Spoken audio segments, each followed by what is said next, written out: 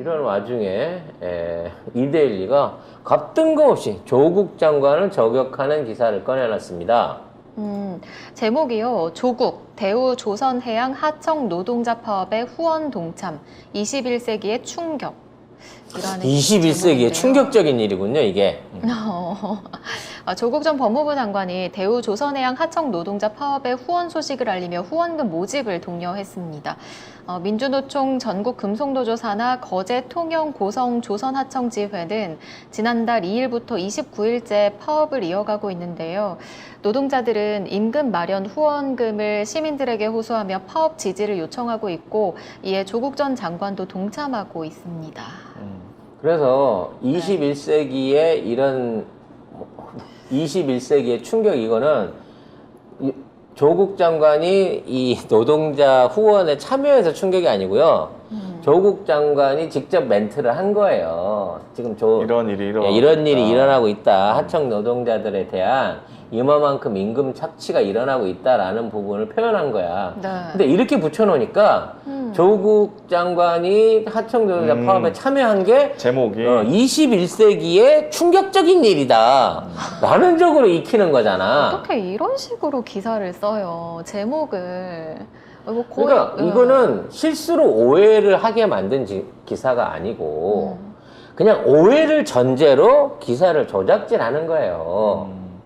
지금 그 조선업 노동자들이 엄청나게 많은 그 과로한 노동에 시달리고 있습니다. 그리고 이분들은 72시간 근무 이런 거 없어요. 뭐 42시간 근무 이런 거 없습니다. 도급이기 때문에 목표한 시간 내에 목표한 실적을 채우기 위해서는 24시간 더 일해야 되는 분들이에요. 근데 지금 우리가 조선 호황이잖아. 네. 조선사 본사는 말 그대로 구조물을 외부로 모듈해갖고 제작하게 만든 다음에 그걸 합체하는 공정으로서의 역할을 하는 거예요. 하루에 3대씩 막 배가 만들어져 나오는 거야. 막 조립을 하고 있는 상황이니까 수십 개 도쿠에서. 근데 그거에 관련된 제품을 용접하고 절단하고 칠하고 구성하는 분들은 다 이 하청 노동자들이란 말이야. 근데 이 하청 노동자들한테 대해서는 이렇게 조선업이 호황인데 문재인 정부 직전에 5년 전이죠. 그 당시에 불황이 있었단 말이에요. 해운업 불황이 있었어. 네, 그래서 박근혜 때. 예. 그래서 이제 그때 있었던 쉽게 말하면 조선 사업 다 죽는다 그래갖고 뭐 노동자들이 일거리가 없네 뭐 이런 막 이렇게 사회 문제가 됐었던 적이 있거든요. 그래서 그 당시에 조선업을 다시 살리면서 얘네들이 상여금도 깎아버리고 월급도 임금도 동결시켜버리고 이걸 무려 5년 동안을 지금까지 유지를 해온 거예요. 지금은 돈 벌잖아. 충분히 벌 만큼 벌었잖아. 네. 그럼에도 불구하고 이걸 회복을 안 시킨다는 거죠. 하청이니까 또. 하청이니까. 그렇게 돼버린 거죠. 일은 분명히 하고 있는데 저 배는 내가 만든 건데 하청이라는 이유로 정식 근로자들에 비해서 뭐 거의 절반에 가까울 정도로 임금 체계가 떨어지는 거예요. 왜냐면 이쪽 임금이 좀 세기는 세지만 어찌됐거나 그렇기 때문에 하청과 본청의 임금 차이가 너무 나는 거고 아까도 얘기했지만 성과급이라든지 상여급에 대한 게 전혀 없었다는 거거든. 그래서 그렇게 일을 강요하고 있는 지금 입장에서 이걸 개선해달라고 요구를 하는 건데 회사 측에서는 전혀 여기에 반응을 안 해요. 왜? 대우조선은 부도나 있는 상황인 거고 산업은행이 그 운영을 대신하고 있는 상황이잖아.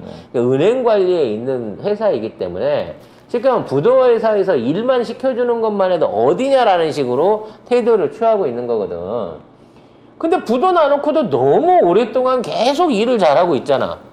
24시간 일하고 있고 2년치 가까운 일감들이 몰려갖고 있는 상황인 거잖아. 회사가 부도난 건 그렇고 일은 제대로 돌아가고 있으면 노동자에 대한 대우는 똑바로 해야 되지 않느냐는 거지. 그래서 하청 노동자들이 시위를 시작했고 그 시위의 내용도 간단한 거예요. 원래대로 해놔라. 원래대로 해놓고 해라. 그리고 그동안 고생했던 사람들한테 모금을 해서 1인당 50만 원씩만 주자라는 차원에서 모금 운동을 시작한 거예요. 그래서 1억 모으기입니다. 1억 모으기 일종의 이제 참여 운동을 한 거고 조국 장관이 나도 여기 동참하겠습니다. 나도 좀 보태겠습니다. 얼마를 내셨는지 모르지만 그럼 후원하시면서 나도 후원했습니다 하고 SNS에 써준 거야. 이걸 갖고 마치 불법 시위를 독려한 것처럼 그런 뉘앙스로 글을 써내고 있다는 거죠. 처우 개선에 대한 내용은 전혀 내용이 없어요. 내용이 없어요. 그냥 파업하고 있는 거야, 그냥. 지금 파업 때문에 생활비가 없어서 무노동 무임금이니까 여기는 철저하잖아. 정규직이 아니니까.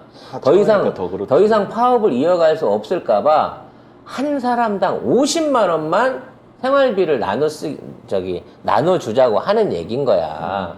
그러기 위해서 노동자들 중에 10,000명이 10,000원씩만 버티면 1억이니까. 그럼 지금 시위하고 있는 사람들이 지금 무임금 상태에서 하고 있는 고통을 한 100만 원, 200만 원 주자는 얘기도 아니고 50만 원 주자는 거 아니야. 50만 원 갖고 가게 뭐 1인이 되다고 하더라도 50만 원 갖고 식대하고 뭐하고 하면 얼마나 남겠어. 그러니까 이걸로 해갖고 뭘 해보자는 게 이거를 해갖고 뭐 이 사람들이 팔자로 고치겠다는 게 아니고 너무 힘드니까 요 정도 조성하고 또 여기에 동참하는 분들의 의견을 모아보자는 차원에서 모금 운동을 하는 거 아니야. 뭐 10억, 100억 모으자 그랬어?